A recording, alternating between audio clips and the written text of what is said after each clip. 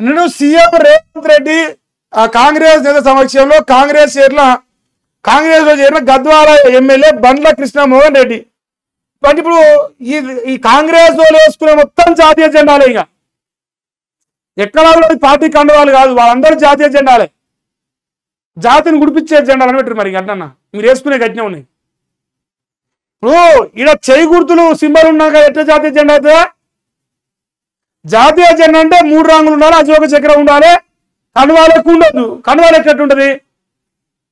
Party కండువా కదా అది. మీ బతుకు చూస్తా అంటే ఎటు చావాలో మీకే అర్థమైతే అనిపిస్తాను నాకు.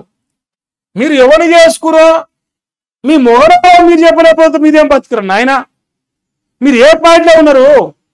ఏ పార్టీలో ఉండాలో ఆ పార్టీలోనే ఉన్నారు. చూడు, నేను బీఆర్ఎస్ ఎమ్మెల్యే అంటున్నట్ట. ఇడాకులు ఇచ్చినాక బీఆర్ఎస్ ఎమ్మెల్యే అవుతారా?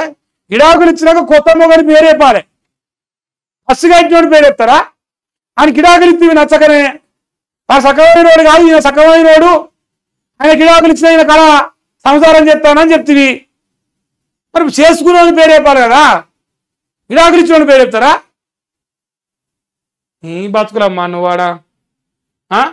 జూబ్లీహిల్స్లో నేను పోటీ చేయట్లేదు. కాంగ్రెస్ అధిష్టానం ఎవరికి టికెట్ ఇచ్చినా వారి గెలిపే లక్ష్యంగా పనిచేస్తా ఖైరబాద్ ఎమ్మెల్యే. గట కాదు, నువ్వు గెలవని చెప్పు. ఖైరతాబాద్ నుంచి రాజీనామా చేసి జూబ్లీహిల్స్ పోతే నేను గెలవను, నాకు అంత దమ్ము లేదు, టిఆర్ఎస్ పార్టీ కారు గుర్తు మీద తప్ప ఎల్లో కూడా గెలవను నేను, నా బతుకు గాలి అని చెప్పాలి.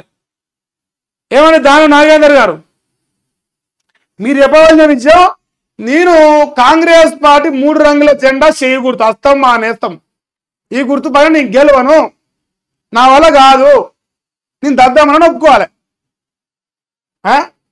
ఇక ఇదే ద్వంద్వ నీతి అని క్వశ్చన్ మార్క్ వేసిరా. ఫిరాయింపు ఎమ్మెల్యేలపై స్పీకర్ను ఎందుకు ప్రశ్నించడం లేదు?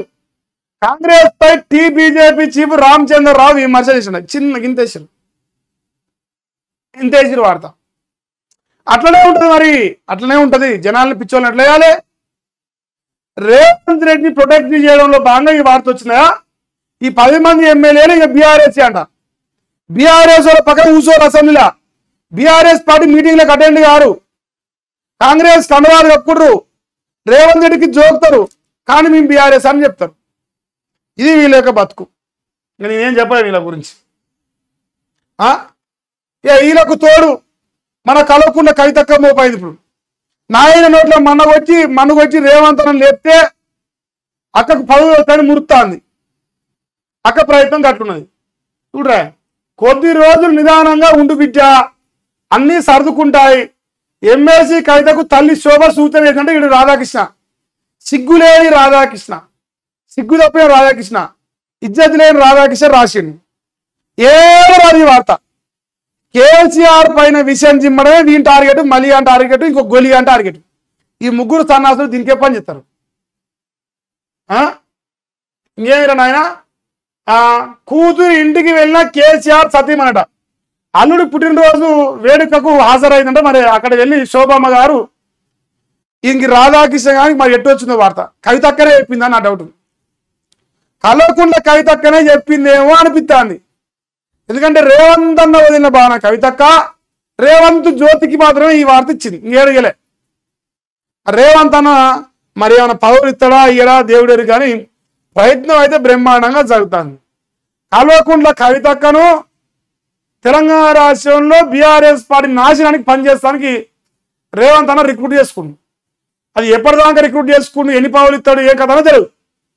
ఇంకా ఈ సన్నాసిని, ఇంకో సన్నాసిని, 3 నల్లికుట్లోడు, నప్పతట్లోడు, ఈ పేడు ముద్దరు, వీళ్ళందరూ కలిసి తెలంగాణ రాష్ట్రంలో కేసీఆర్ని తిట్టడమే వీళ్ళు టార్గెట్, కేసీఆర్ లేకుండా వీళ్ళు టార్గెట్. అట్లనే పైలు వస్తాయి యూట్యూబ్లకు.